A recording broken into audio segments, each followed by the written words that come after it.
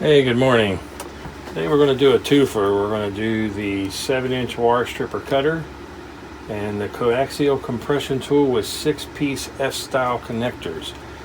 Now, this is actually, believe it or not, the perfect thing for crimping coax for your TVs for a homeowner. If you need more than 6 of these, you're probably doing a complete new install and you need to go buy a pack of 25 anyway. But if you're just doing a repair around the house, 6 of them is probably fine. This is almost disposable. I'm sure you'll keep it, but it doesn't cost very much. It works just about backwards to what I consider a normal cable crimper. So it has a safety release. And how it works is instead of in the head, which is where you normally see the crimp happen, it happens in this leg right here. You put your cable end in there.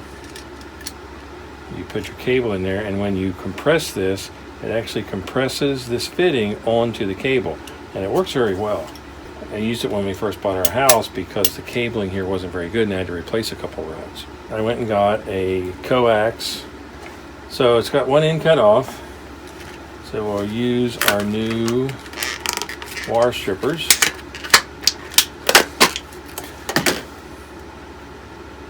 I bought an extra set of these because they're so handy. I have a Klein Tools equivalent to this, which is like 5 times as expensive and has the same functionality. So I actually use these more than the Kleins.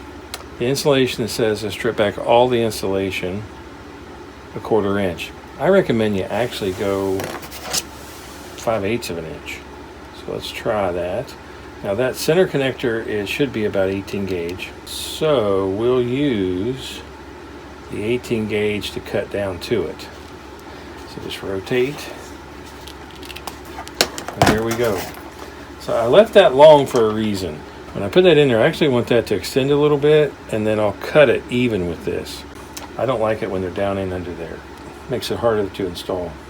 What you need to do is now come back about 1/4 of an inch and take off this sheath.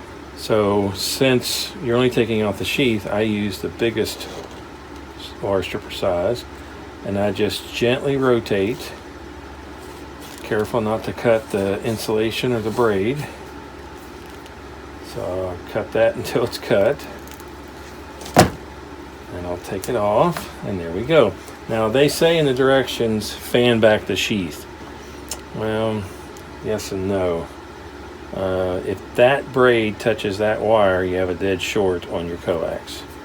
So I like to make sure that none of them are longer, and if they are, just bend them back. So that looks pretty good.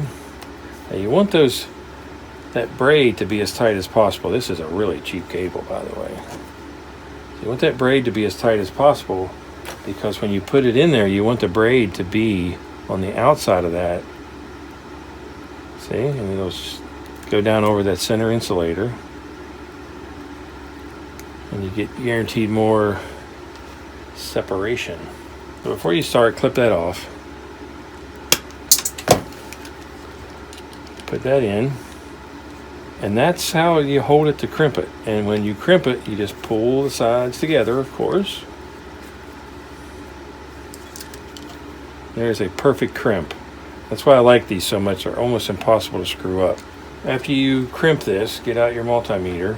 So the outside of this is ground, so touch the ground and touch the screw part, and they should match. They are. Now touch the center connector, and if you get a reading there, then there is something wrong and the cable is shorted. You should not get any connectivity between the ground and the center connector. And that's what we have. So there you go, almost a perfect connection. I say almost perfect because I hate to call anything perfect. So you have 6 connectors. That's enough to put ends on 3 cables. You can go to a normal electronics store and buy these ends. They're kind of universal. I actually have a box of them that I bought in the past. So there you go, it's that easy.